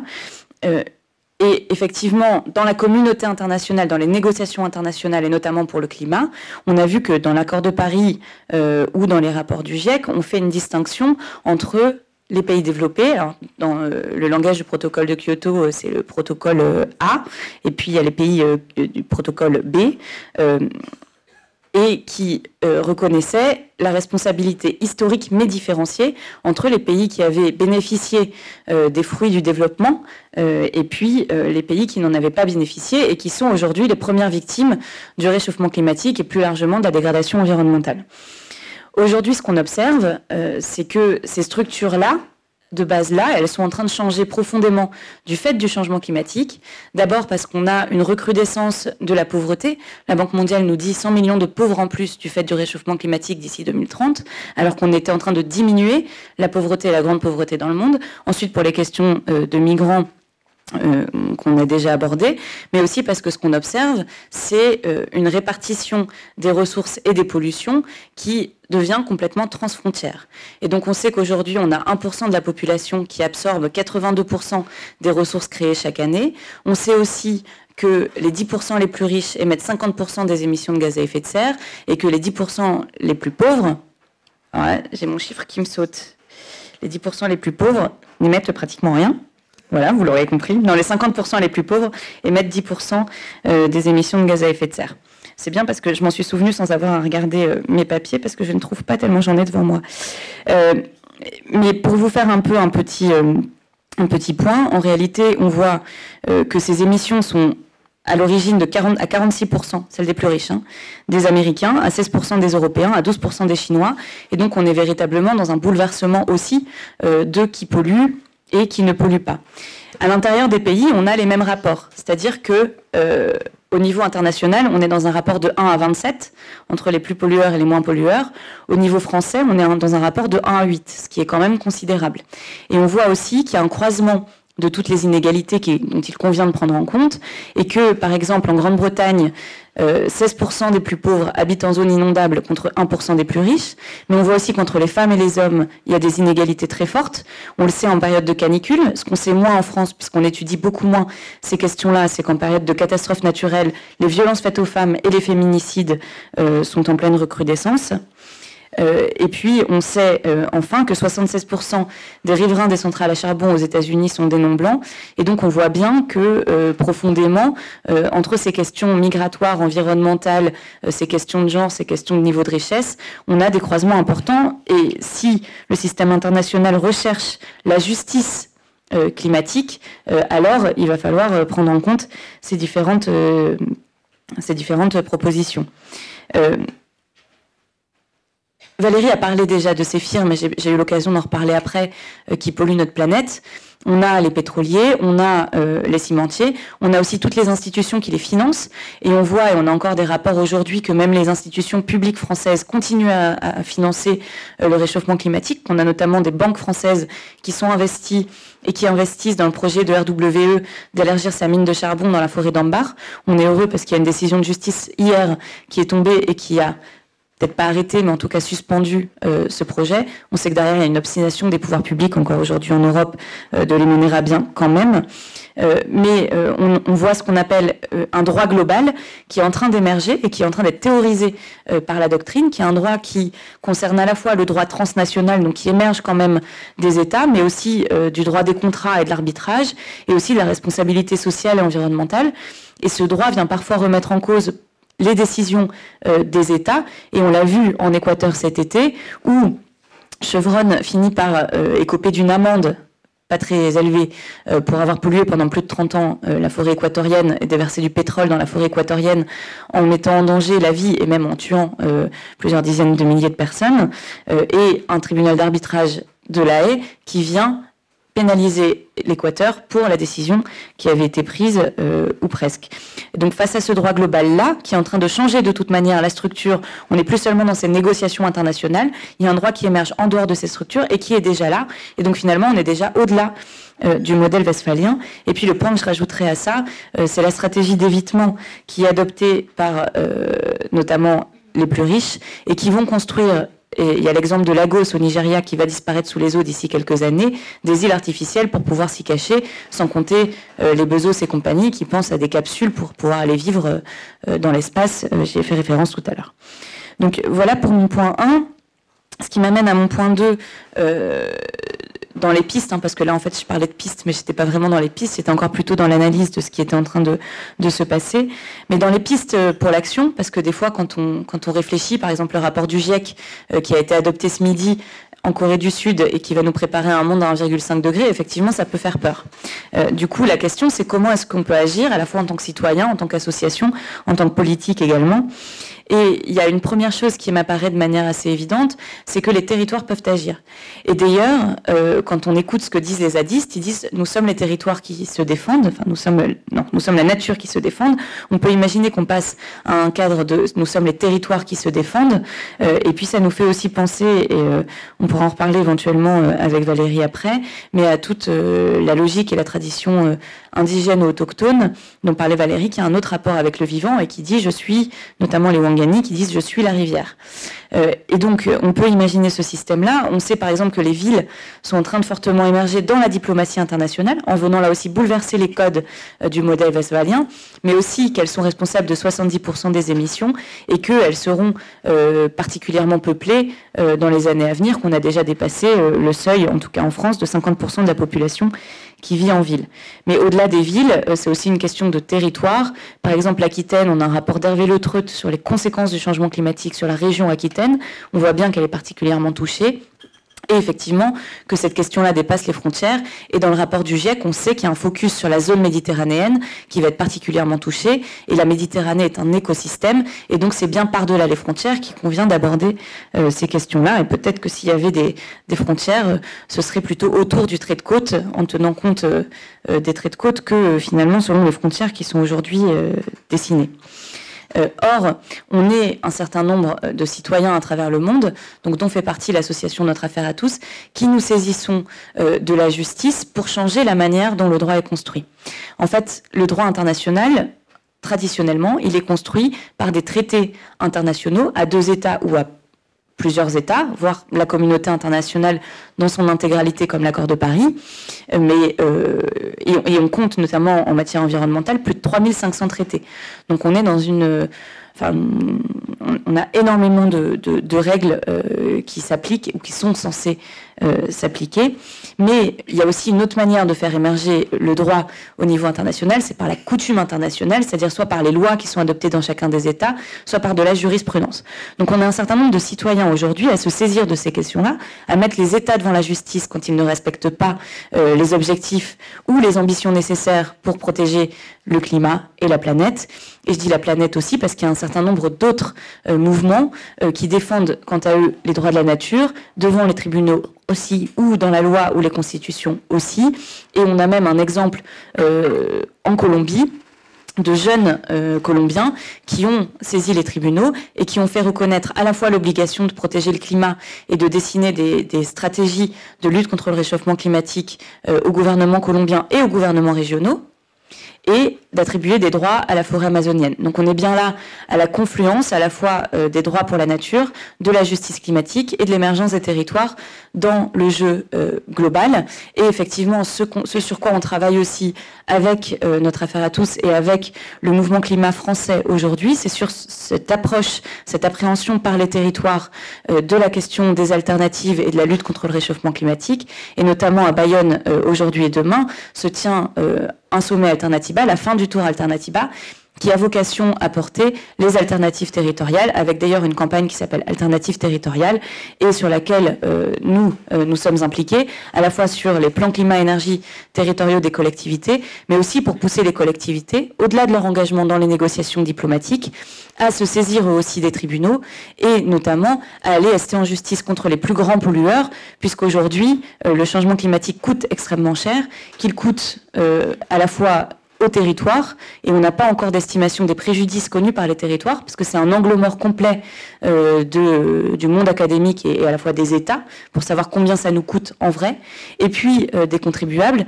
Et on voit par exemple en 2017 que le réchauffement climatique a coûté 330 milliards de dollars dans le monde juste à travers les catastrophes naturelles, c'est-à-dire sans parler de la lente montée des eaux ou de la chute des glaciers, enfin de la fonte des glaciers, de la chute des roches, etc. Juste les catastrophes naturelles, qu'il y en a moins de la moitié qui est pris en charge par les assurances et que par ailleurs les assureurs nous disent on ne saura pas assurer un monde à plus 4 degrés Celsius. Donc on voit bien que là aussi on doit inventer de nouvelles modalités. Ces modalités doivent tenir compte et doivent prendre en compte et s'appuyer à la fois sur les territoires et les citoyens et mettre en place une véritable justice. Et donc pour finir sur cette question-là, pour aller vers le modèle du symbiocène après l'anthropocène, c'est-à-dire le modèle où on est en symbiose avec la nature et imaginer ce système-là, il faut en effet qu'on sorte de ce droit global dont je vous ai parlé, qui est majoritairement un droit global commercial, vers un droit planétaire qui tienne compte des interactions entre les écosystèmes, qui protège le climat et l'ensemble des communs et qui fasse sa place à l'intérieur, à la société civile. Et juste pour conclure, mais pourquoi effectivement l'Union européenne est un niveau intéressant pour agir, à la fois parce que ça peut être le niveau où on réinvente notre système autour des communs, autour des Alpes, autour des Pyrénées, autour des grands fleuves qui traversent l'Europe, où on invente ce modèle qui dépasse les frontières, et c'est à la fois un niveau où on a une possibilité d'agir dans le cadre du modèle westphalien finalement, mais sur la scène internationale, et que si on arrive à inventer une voie diplomatique forte de l'Union européenne en lien avec ces territoires qui émergent et qui peuvent aussi prendre part à l'élaboration du droit international, alors on aura contribué à réinventer ce système juridique qui tournerait autour des droits planétaires et du respect de la planète.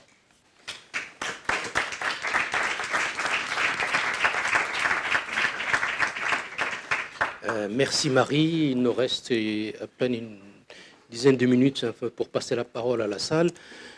J'aimerais auparavant, juste peut-être pour les trois intervenantes, et j'ai en mémoire un certain nombre de choses, poser peut-être aux trois, et je passerai la parole à la salle, une question un peu provocatrice. Est-ce que finalement ce modèle westphalien a réellement existé, historiquement parlant? La conférence de Berlin, qui l'a imposé? À partir de 1945, on voit qu'il y a dans un certain nombre d'États et de régions, finalement, on se jouait déjà, sinon pratiquement pas de frontières. Les accaparements des terres continuent. Je peux donner quelques exemples. Le Qatar, aujourd'hui, c'est à peu près 600 000 hectares en Éthiopie. C'est 200 000 hectares en Soudan. Bref, les multinationales sont présentes partout. Le FMI et les organisations internationales, et là je m'adresse à Valérie Cabanès, le FMI et la Banque mondiale a détroussé la souveraineté nationale au moins depuis une trentaine d'années, notamment à travers la dette et ainsi de suite. Détroussage de l'État souverain, ou fiction en tant que tel, détroussage des hôpitaux, des écoles, bref, un peu partout. Finalement, est-ce que ce n'est pas une fiction? Et on voit que le dérèglement climatique, finalement, est-ce qu'il est révélateur de cette continuité?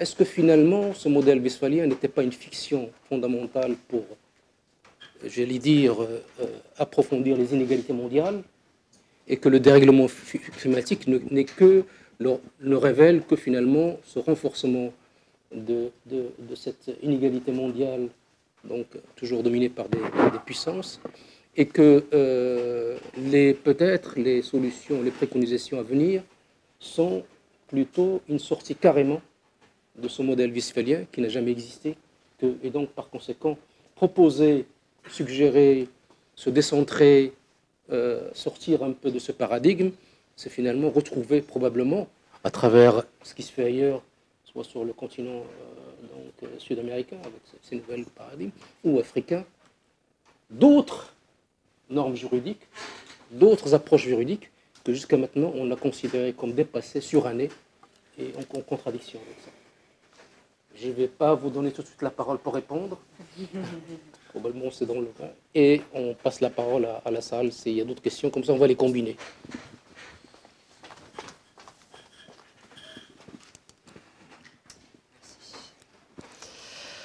Alors, bonjour. Donc, Fabrice Bonne. Je ne suis pas membre ELV. Hein. Je suis public. Donc, j'ai bien écouté tout ce que vous avez dit, qui était extrêmement intéressant. Et donc qui fait un grand lien avec l'ensemble des conférences dans lesquelles j'étais jusqu'à présent, y compris c'était hier, hein, donc une conférence organisée par l'ONU donc à Genève. Donc moi, mes questions, en fait, je crois, sont en environ 4 volets, mais sont très liées les uns aux autres, et les questions seront rapides, ne vous inquiétez pas. Premièrement, vous parliez effectivement d'un nouveau modèle juridique, qui est donc pour l'instant injuste pour la nature, pour le respect, de l'écosystème naturel dans lequel nous vivons. Pour l'instant, il est vrai qu'il est basé au niveau droit international sur la souveraineté des États et sur le fait qu'effectivement, chaque pays cherche à pouvoir intégrer ses propres enjeux et réfléchit à pouvoir sauvegarder sa propre population, ses propres intérêts au niveau nourricier, etc. Donc moi, dans l'histoire, la principale question par rapport à ça, c'était, étant donné que l'État n'est pas forcément le meilleur interlocuteur, on va dire, pour pouvoir faire ce genre de choses, même l'ONU est en train de chercher à repartir à la base, au fondement même, c'est-à-dire dans les cités en elles-mêmes au niveau des départements, donc pour justement relancer ce droit. Êtes-vous en lien avec eux? Comment ça se passe? Est-ce qu'il y a un dialogue déjà qui est lancé pour tout ça? Deuxième chose, on parlait donc de tout ce qui est projet. Là, en l'occurrence, je suppose que vous êtes au courant qu'il y a les objectifs de développement durable qui sont actuellement en cours donc de déploiement, sachant que donc je crois que c'est objectif 2030, si mes souvenirs sont bons. Ce que je déplore, c'est qu'il y a beaucoup d'organismes qui ne sont pas forcément au courant entre eux de ce qu'ils sont en train de faire. Je prends l'exemple, de l'Union interparlementaire, ou encore de l'EIFR, ou encore d'autres organismes qui ne sont pas forcément au courant qu'ils existent, et qui pourraient pourtant interagir entre eux en termes de compétences, et qui en plus sont directement en contre des contrats internationaux style GATT ou AGCS qui ont été signés au niveau de l'OMC. Donc voilà, c'est quand même problématique, sachant que la population n'est même pas au courant de leur existence, et que quand bien même ils seront au courant, la question est... Est-ce que tu peux accélérer parce que le temps est court? Alors je vais terminer là-dessus justement, donc là c'est une question je pense pour madame la juriste. Vous parliez effectivement donc de Kant. Pour moi la plus grosse problématique c'est de réussir à dépasser l'émotion et l'ego. Donc qui sont inhérents à l'humain. Et donc la grosse question est comment réfléchir de façon logique pour tout le monde et dépasser ces notions. Voilà. Autre question? Encore deux.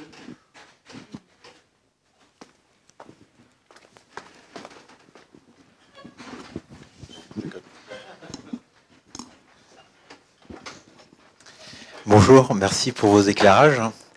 Moi, je me demande si, comme l'a écrit Pierre Jouventin, l'homme n'est pas un animal raté finalement, qu'à un moment de l'histoire, on a pris une mauvaise direction. Ceux qui l'ont pris le savaient pas, et là, peut-être qu'on en paiera les conséquences. Et voilà, quand vous parlez des droits de la nature, par exemple, qu'est-ce que c'est que la nature? Voilà, la complexité de la nature. Plus qu'on est réfléchi, moins on a de réponses et plus que c'est difficile à savoir. Voilà, qu'est-ce qui fait l'équilibre de la vie? Qu'est-ce qu'est le miracle de la vie? Donc voilà, se poser la question comment l'humanité y en est arrivée là et que le problème finalement est existentiel parce qu'on sait pas de quoi tout est fait. Et on essaye de trouver des solutions en pensant que déjà on a déjà toutes les réponses et voilà et qu'on applique finalement un mauvais droit ou on a une mauvaise organisation de vie, alors que voilà c'est assez prométhéen de lutter contre le climat. Lutter contre le climat, c'est comme lutter contre le vent, lutter contre le soleil. Donc voilà, c'est ça que j'ai du mal à savoir, parce qu'on peut parler, mais finalement, on reste entre êtres humains et on réfléchit dans quelque chose d'interne. Voilà. Et aussi, est-ce qu'on a déjà eu un rapport pondéré avec le vivant? Voilà, l'humanité, on peut pas faire un procès intégral de ce qu'est l'espèce humaine, parce que voilà, il y a de bonnes choses, mais est-ce que tout ça est...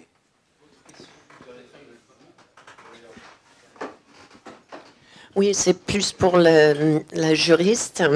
Est-ce que vous pensez que par le biais de ce que j'appellerais petits juges, donc éparpillés un peu dans le monde, comme en Colombie, comme en Californie, etc., on a un espoir de lutter contre le droit orienté commercial et qu'on devienne un peu plus biologique, comme vous dites?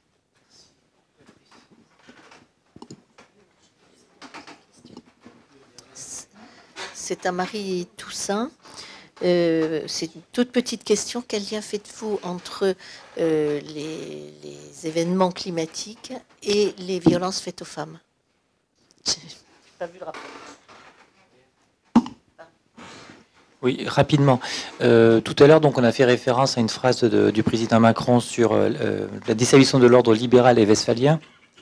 Et donc ma question elle est simple, est-ce que le problème tout justement c'est que le droit de propriété est avant tout un droit libéral et qu'il faudrait passer donc à une autre forme de structuration juridique, donc notamment si on fait référence au Summa Cassei pour l'Équateur, donc qui est d'une nature totalement différente d'un point de vue donc juridique.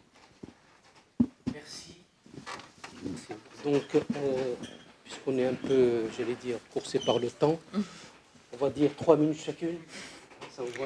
On va essayer, mais peut-être même pas. Le modèle westphalien a-t-il existé? En fait, il n'y a pas un modèle westphalien, il y a plusieurs modèles d'expression et d'opérationnalisation du modèle westphalien. L'un classique, effectivement, où il y aurait eu une autorité, un territoire des frontières, et puis d'autres qui sont de nature globalisante. Les États-Unis, typiquement, n'ont jamais considéré que leur pouvoir s'arrêtait à leurs frontières. De nature intégrative, l'Union européenne, de nature plus ou moins impérialiste. Donc, en fait, est-ce que ce qui est intéressant, c'est de ne pas se référer à un passé qui serait un modèle, justement, et de se dire que l'on doit faire évoluer les choses pour possiblement construire et avoir des idéotypes politiques qui nous emmènent, mais qui ne soient pas forcément en réaction à... Parce qu'en fait, tout ce que nous dénonçons existe en fait dans ce modèle westphalien qui est extrêmement libéral d'emblée. Voilà, ça c'est mon premier point. Après, sur la question, donc je voulais répondre sur cette question des régimes de souveraineté. En fait, le fait que l'autorité politique s'exerce et permette de défricher, de coloniser, de travailler en dehors du périmètre officiel, c'est établi depuis longtemps, même s'il y a un système international qui régule a priori les pouvoirs. Après, moi, je me pose la question, en fait, par rapport à tous les débats, à tout ce qui a été dit, de la nécessité d'une réponse universelle à ces questions, c'est-à-dire ou du dialogue sur des réponses qui ne seraient pas universelles, parce que quand on va chercher le buen vivir ou les modèles latino-américains, non, ils sont pas complètement transposables, et je trouve que l'approche territoriale, évidemment, je suis géographe, est intéressante, approche territoriale intéressante, et ceci dit, qui peut être potentiellement très politique, hein. Le débat hier au sein des Insoumis sur qui devait signer ou pas la charte d'accueil des villes, puisque les villes ont un pouvoir. Aujourd'hui, en termes de politique migratoire aussi, ça fait partie des aspects moins officiels de cette action internationale des territoires, est importante. Voilà mes deux réactions. Bon, je vais essayer de tout lier. Ça va pas être évident, mais j'ai une petite idée. Je vais essayer. Je rentre tout juste d'Équateur. Il y a 2 jours, j'y étais encore. On a fêté donc l'inscription des droits de la nature dans la Constitution équatorienne il y a 10 ans maintenant. Et je fais partie d'un groupe d'experts conseils auprès d'une initiative des Nations Unies qui s'appelle Harmony with Nature, vivre en harmonie avec la nature, qui est d'ailleurs inscrite dans le cercle, je dirais, du travail sur les objectifs de développement durable de 2030, tout en se portant en porte-à-faux, hein, puisque en soi, si je peux me permettre, le terme même de développement durable est un oxymore. Voilà. Si on part du principe effectivement que la planète a des limites pour pouvoir rester un écosystème sûr pour nous tous, donc si l'on accepte de s'inscrire au sein de ces limites planétaires, alors il y a un moment donné où la notion de développement devient obsolète. Bon. Et je discutais donc avec la directrice du bureau Harmony with Nature et je lui disais que j'étais quand même très très angoissée. Je venais de faire un grand cauchemar par rapport à ce qui allait se passer dans le futur. Et elle me regarde et puis elle me dit, mais elle est vénézuélienne. Hein. Elle me dit, mais écoute, il faut faire ce qu'on a à faire, mais de toute façon, on est une expérience en fin de course. La vie expérimente pour essayer de perdurer au mieux et de fleurir de façon la plus extraordinaire possible. Et pour elle, l'humanité est une expérience en fin de course. Bon, moi j'ai encore un peu d'espoir, et ça me fait penser à Dominique Bourg, qui était interviewé par Ruffin, je crois, et qui a laissé s'échapper à la fin de la discussion, où il a plus contrôlé ce qu'il racontait, où il disait, il lui disait, mais dans 200 ans, il disait, mais dans 200 ans, mais on sera plus là. Bon. Alors la question aujourd'hui qui se pose pour être vraiment pragmatique, on va dire, réaliste, hein, comme disait Monsieur Valentin ce matin, c'est sentir de façon d'une part empathique la souffrance des millions de personnes qui subissent aujourd'hui cette catastrophe écologique et climatique, et tous ceux qui vont la subir demain, et se dire que chaque chose que l'on fait chaque jour pourra peut-être préserver quelques vies et quelques souffrances. Voilà. Et je crois qu'en soi, déjà, c'est un objectif noble. Ensuite, vous parliez de l'émotion, de l'ego. Moi, je l'ai analysé autrement, j'ai réfléchi là-dessus dans Homo Natura.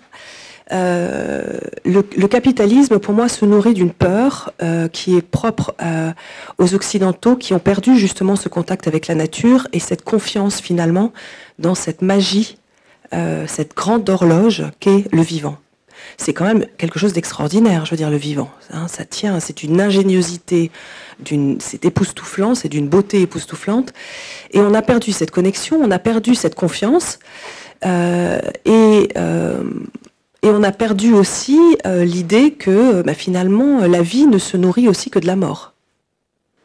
Il faut mourir pour que la vie naisse. Il faut qu'il y ait des organismes qui meurent dans le sol pour que le sol soit vivant.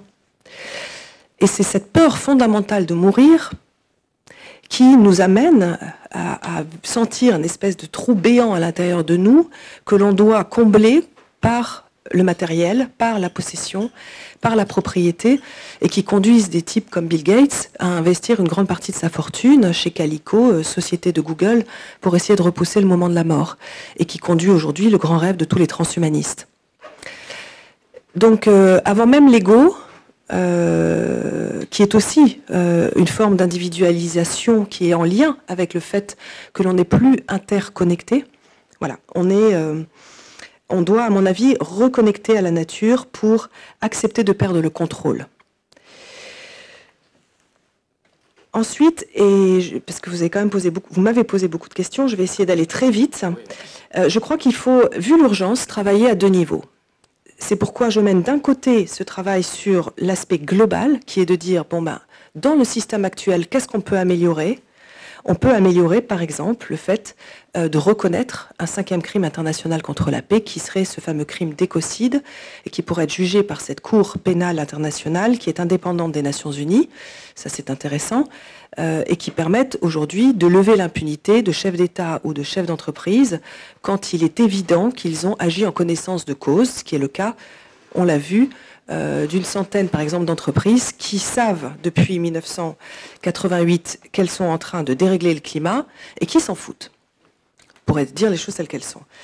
Mais je crois aussi que l'on doit agir, comme l'a expliqué Marie, au niveau local, en réinvestissant des vrais principes démocratiques au niveau des territoires. C'est un vrai problème en France, parce que par exemple aux États-Unis, il y a maintenant 34 municipalités qui ont reconnu les droits de la nature et qui essayent de fonctionner sous un régime des communs. Pourquoi ? Parce que c'est un pays qui est décentralisé.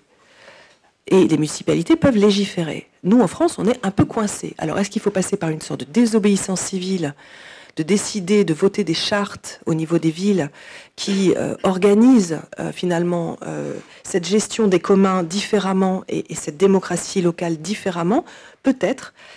Mais en attendant, et vous l'avez très bien dit madame à propos des juges, et c'est pour ça qu'on est investi dans ce grand courant de la justice climatique, je crois que c'est le courage des juges qui est en train de nous sauver. Parce que ce soit effectivement dans le cas de Juliana versus Trump ou Obama qui va se régler là à la fin du mois, ou aux États-Unis, la juge qui a été saisie de cette plainte contre l'administration américaine par des jeunes qui demandent à ce que on protège leur droit à la vie en protégeant finalement la vie sur Terre. C'est-à-dire qu'en fait, ils ont quasiment déjà touché du doigt ce qu'était la notion d'écocide sans que ce soit inscrit dans le droit, et la juge a considéré que c'était recevable, ou le cas des juges colombiens de la Cour suprême qui ont reconnu le droit des générations futures de ces 25 jeunes qui les ont aussi saisis pour protéger l'Amazonie de la déforestation, dans le but de protéger leur vie future parce que ça allait avoir un impact sur le climat. Là, de la même manière, sans que les droits de la nature soient reconnus dans la législation, ils ont réussi à faire un lien entre dérèglement climatique, droit des générations futures, droit à la vie, droit de la nature. Et ce sont les juges qui sont en train de créer cette jurisprudence partout dans le monde. On l'a vu aussi en Inde avec les juges de l'Uttarakhand qui ont décidé, pour se protéger du changement climatique et de la pollution, de donner la personnalité juridique au Gange, à la Yamuna, aux grands glaciers de l'État de l'Uttarakhand, aux jungles, aux marais, aux forêts, à l'air, et qui viennent de décider aussi de donner une personnalité juridique au règne animal. Donc, ces juges, ils sont prêts. Moi, je viens de discuter avec ceux de Colombie. ce sont des vrais activistes. Quand on leur dit vous êtes prêts à nous soutenir, vous êtes prêts à en parler publiquement, vous êtes prêts à expliquer pourquoi, vous êtes prêts à venir en France, ils sont prêts. Mais maintenant, c'est à nous, les citoyens, de les saisir le plus possible pour pouvoir justement leur permettre de combler l'écueil du droit actuel qui n'est pas à la hauteur des enjeux. Merci. Merci Valérie. Cabanès. Un dernier mot pour Marie Toussaint. Oui. 2 minutes. Oui, t'inquiète pas. Non, c'est cool d'écouter Valérie. Donc, vous l'aurez compris, Valérie est aussi cofondatrice de notre affaire à tous et administratrice, et donc elle connaît aussi tout ça très bien. D'abord, pour répondre sur la question des violences faites aux femmes, rapidement. En fait, on constate une recrudescence des violences faites aux femmes en cas de catastrophe naturelle, dès qu'on renseigne et qu'on étudie un peu ces questions-là. De la même manière que, par exemple, dans des situations, dans des cas de match de foot, et ça a été beaucoup soulevé par les associations féministes pendant la Coupe du Monde, en cas de victoire comme en cas d'échec, on voit un boom des violences faites aux femmes, et qui mène parfois à des féminicides. Au-delà de ça, ça a été renseigné par quelques chercheurs, mais moi, ce que j'ai en tête, c'est le livre du journaliste Valérie Laramé-Tannenberg. Alors, je ne sais plus quel est le titre exactement, mais c'est sur le climat et la démocratie. Il y a une recrudescence des violences interpersonnelles, de toute manière, dans les cas de réchauffement climatique. Et donc, on n'a pas seulement la recrudescence des conflits entre les États, mais on a aussi, par exemple, il y a des exemples dans son livre sur qu'est-ce qui se passe quand on est dans un bouchon. Quand il y a une canicule, en fait, on a plus tendance à être nerveux qu'à ne pas être nerveux. Et en fait, tout ça, ça a été chiffré, encore une fois, dans les pays anglo-saxons, notamment en Australie, où on voit bien ce lien assez direct. Juste pour compléter, parce que Valérie a déjà dit beaucoup de choses, mais notamment pour rebondir à la fois sur la question de Jérôme sur les droits de la nature et sur votre question sur l'être humain est-il raté, on discute beaucoup avec Valérie de ce que ça veut dire donner des droits à la nature. Or, aujourd'hui, donner des droits à la nature, c'est compris et appréhendé de manière très diverse et très différente encore partout autour de la planète, dans les situations où c'est dans la Constitution, dans la loi, dans la jurisprudence, ou même selon les approches des penseurs ou des activistes qui défendent cette question-là. Les droits à la nature, ça peut vouloir dire le droit des écosystèmes à se régénérer. Et on a notamment quelques décisions de justice dont a parlé Valérie, mais on a aussi en France de premières décisions de juges qui sont extrêmement rares, peu nombreuses, et qui souvent sont contrecarrées par les décisions de l'administration publique derrière, mais quand même qui reconnaissent le devoir de protéger la capacité des écosystèmes à se renouveler. Et je pense par exemple à la centrale à biomasse de Gardanne, où la première décision qui a été rendue, c'était de dire la manière dont vous souhaitez exploiter la forêt pour nourrir cette centrale, donc à biomasse, donc à bois, ne permet pas la régénération des forêts, et donc il faut revoir votre copie. On a aussi l'exemple d'EuropaCity, où à un moment au cours de la procédure, un tribunal a indiqué que les émissions de gaz à effet de serre n'étaient pas assez prises en compte dans le cadre du projet, et donc il fallait revoir le projet pour permettre de réduire les émissions de gaz à effet de serre, ou en tout cas de tenir compte de l'ensemble des émissions, et donc de mettre en place les mesures de compensation adéquates. Donc on voit que ces jugements, ils commencent à arriver. Encore une fois, ils ne sont pas majoritaires, et par ailleurs, l'administration, souvent, n'en a que faire. Mais ça me fait penser, et donc là, je vais reprendre juste Garrett Hardin sur la tragédie des communs, qui reprenait lui-même Marx, mais donc on voit que tout ça est quand même une question fortement politique, et notamment sur ces affaires de propriété. Mais Garrett Hardin, quand il écrit « Il ne peut pas y avoir de communs », en réalité, on est dans la tragédie, à chaque fois qu'on met en place des communs, on les assèche. Il disait, en fait, en reprenant Marx et donc en contrecarrant Marx, il n'existe nulle part, en tant que biologiste, moi je dis qu'il n'existe nulle part d'espèce qui vit chacun selon ses moyens, chacun selon ses besoins. Et donc pourquoi en serait-il de même pour l'homme, alors qu'aucune autre espèce ne vit de cette manière-là? Et donc j'en déduis qu'il faut de la propriété pour tout réguler. Un peu de la même manière qu'on a tracé des frontières pour que chaque espace ait sa souveraineté avec des frontières pour pouvoir mieux se réguler. On a un vrai décalque, c'est un parallèle entre les deux. J'arrive, Abdeslam. Et ben, en fait, ça a été prouvé depuis.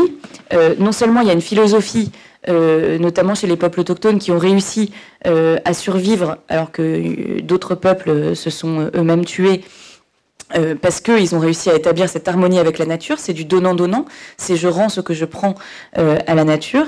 Mais en plus de ça, il y a des naturalistes beaucoup plus proches que nous, notamment au Muséum d'histoire naturelle, qui ont sorti un bouquin cet été qui s'appelle Réensauvager la France. C'est Durand et Cochet, c'est pas les mêmes que chez les écolos, c'est deux naturalistes du muséum, mais qui expliquent bien que, en fait, dans chaque espèce, qu'elle soit végétale ou animale, en réalité, quand on laisse l'espèce être réintroduite, par exemple, en fait, elle a un taux maximal de développement. C'est-à-dire qu'il y a toujours une somme maximale de loups, d'ours. Voilà. En fait, il y a un moment où ça atteint un plafond et la nature se régule elle-même. Et donc, c'est aussi ça qu'il faut que nous, on apprenne dans la manière dont nous, êtres humains, on vit, c'est ce renouvellement des écosystèmes et la capacité de respecter cette capacité de régénération. Voilà. Donc ça, c'est la première version de donner des droits à la nature. La deuxième, c'est de leur donner le droit d'ester en justice à travers une représentation qui est forcément une représentation humaine, donc on ne sait pas comment faire autrement. Et puis la troisième, et c'est là où on va toutes les deux peut-être plus loin que beaucoup d'autres, mais où on rejoint encore une fois Bruno Latour, c'est le fait d'introduire la nature dans notre prise de décision. Et donc là, on va rejoindre d'autres propositions, par exemple la proposition portée par la Fondation pour la Nature et l'Homme et par Dominique Bourg de réforme du Conseil économique, social et environnemental pour en faire une chambre du temps long des générations futures. C'est aussi comment est-ce qu'on introduit ce temps long et la nature dans la prise de décision, ou encore le Parlement des choses de Bruno Latour. Et on dit qu'il ne suffit pas de permettre aux choses ou aux éléments naturels d'ester en justice, mais il convient aussi de leur donner de la place dans la démocratie qu'on souhaite voir se développer sur notre planète. Voilà. Merci Marie. Un dernier mot pour Anne-Laure qui l'a demandé. Oui, c'était par rapport à la question du genre. Il y a un film qui s'appelle Avalanche, et qui est basé sur des travaux de psychologie, et ça montre bien qu'en fait, c'est jamais les femmes et les enfants d'abord en cas de problème. En fait, l'avalanche arrive et l'homme s'en va et laisse la femme et les enfants. Donc, en fait, dans le changement climatique, ça sera effectivement jamais les populations vulnérables. Enfin, il y a vraiment un problème de vulnérabilité. Et moi, d'un point de vue politique, en fait, je voulais réagir à vos échanges. Se dire que dans 200 ans, ça n'existera pas. Quand on a plus de 40 ans, ça passe. Mais quand on a moins de 20 ans, ça ne passe pas. Donc, en fait, à partir du moment où un des problèmes aussi aujourd'hui en France, c'est de faire voter les jeunes, ou de faire prendre une place politique aux jeunes, on ne peut pas dire ça. Voilà. Merci. Bien. Merci. On arrive à la fin de cette matinée. Alors, juste un rappel pour... Oui, un mot là pour celles et ceux qui souhaitent continuer la journée avec nous. On a encore une après-midi chargée. Donc, on vous invite à revenir sur ces lieux vers 14h15. À tout à l'heure.